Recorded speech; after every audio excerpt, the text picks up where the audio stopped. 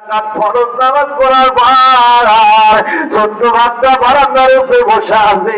ভাইজান একের পর এক সমস্ত হাতের উপরে কাপড় ওঠানো হলো কবিরা গুনাহ। খোদার কসম করে বলি ওই দিন থেকে নিয়ে একটা দিন কাপড় আমার হাতের উপরে কাপড় ওঠে নাই, কাপড় ওঠে নাই, আমি কবিরা গুনাহ করি নাই। বাবা চলে তোর হাতে ধরে বলি, আমি যখন ইমাম সাহেব মারা যাব খবরদার আমার কাপড়ের কাপড়টা তুমি চুরি করো না।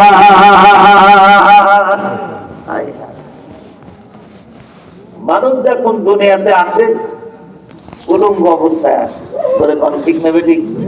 আর যখন দুনিয়া ছেড়ে যায় সাদা 3 ফর্দ কাপড় নিয়ে যায়, তার নাম কর্তা ইজার চাদর এবং শেরবন আর সিনাবন। কয়টা হলো? জোরে কোন কয়টা? 5টা। মেয়েদের জন্য 2টা, শেরবন আর সিনাবন।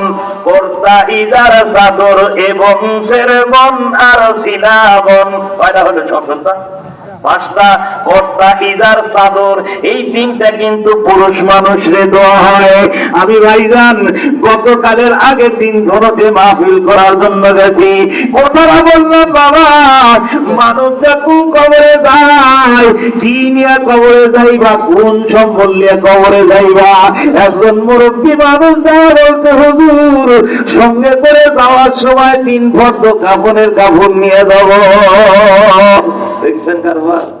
এই 3 ফর্দ কাপড়ের কাপড় কি মানুষকে বাঁচাইতে পারবে? এই ধরে কোন বাঁচাইতে পারবে? এই যুবকের দলেরা মনোযোগের সাথে কথাগুলো শোনা দরকার। আজকে কোরআনুল কারীমের মাহফিল শোনার জন্য আসছেন, দাম বেশি না কম? এই জোরে কোন বেশি না কম? এই সেই কোরআন যার সিনার ভিতরে আছে তার সিনাখানা পরিষ্কার। আর এই কোরআনুল কারীমের ভাইজান আয়াতগুলা যারা সিনার ভিতরে উঠায় নিয়েছেন, এই মানুষগুলা দুনিয়ার বুকেও দামি, আখিরাতের ময়দানও দামি। জোরে কোন ঠিক না বেঠি? এই যুবক ভালো করে খেয়াল করেন, এই কোরআনুল কারীমের সঙ্গে যারা সৎ ব্যবহার করবে, ভালো ব্যবহার করবে, যদিও তেলাওয়াত না করতে পারেন, একটু যদি বুকের সঙ্গে জোড়ান আর ডাকতে বলেন, আল্লাহ জীবনে দরিদ্রতার কারণে কোনদিন কোরআনুল কারীম তেলাওয়াত করতে পারি নাই, মাথা সাজাইতে পারি নাই, আল্লাহ জীবনে কোরআন শিক্ষা করতে পারি নাই গো মাওলা। আল্লাহ কোরআনের এত দাম আলেম ওলামার মুখে শুনেছি।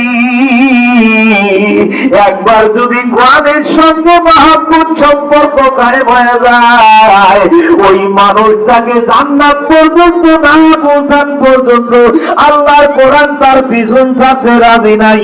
জোরে কোন সুবহানাল্লাহ। যুবক ভাইরা আমার কাছে একটা কথা শুনতে পারবেন, আপনারা জানেন কোরআনের কত দাম, কোরআনের কত ভাইজান শক্তি। ইহুদি খ্রিস্টান নাসারা পদ্য মুসিদ সামানের দলেরা যদি কোরআনের বিরোধিতা করে, বলেন তো কোরআনের 1 ইঞ্চি পরিমাণ কি কোনো ক্ষতি হবে? জোরে হবে? কোনো ক্ষতি হবে না। কিন্তু পৃথিবীর ভিত্তিতে যত কিতাবই থাকুক, এর উপরে শক্তিশালী কিতাব আর কোনটা আছে? এই করে পান আছে? সত্য একটা কথা বলি, যদিও শুনে থাকেন, একটু শক্তি সম্পর্কে কথা বলি। দেবতার পূজা করলে কি খোদাকে পাওয়া যাবে? জোরে পান পাওয়া যাবে? দেবতাকে পূজা করলে কি আল্লাহর ভালোবাসা পাওয়া যাবে?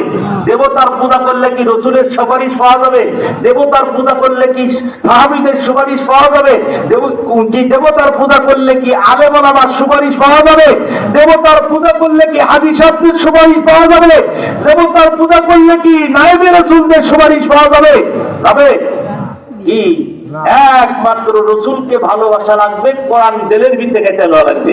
জোরে পান ঠিক না ভাই? কোরআনকে ভালোবাসা লাগবে। এই কোরআন সম্পর্কে একদিন ভাইজান বড় তর্কাতর্কি শুরু হয়ে গেছে। কিভাবে তর্কাতর্কি শুরু হলো? ছোট্ট এক মাদ্রাসায় এই যে ইমাম ফখরুদ্দিন রাজি রহমতুল্লাহ আলাইহির মতো মানুষ, ইনি কিন্তু বিরাট পাবের মানুষ, জামানার একজন কুতুব। 12 জন কুতুব পৃথিবীতে আছে। এই 12 জন কুতুব, এক কুতুব মারা গেলে আরেক কুতুবের আবিষ্কার হয়।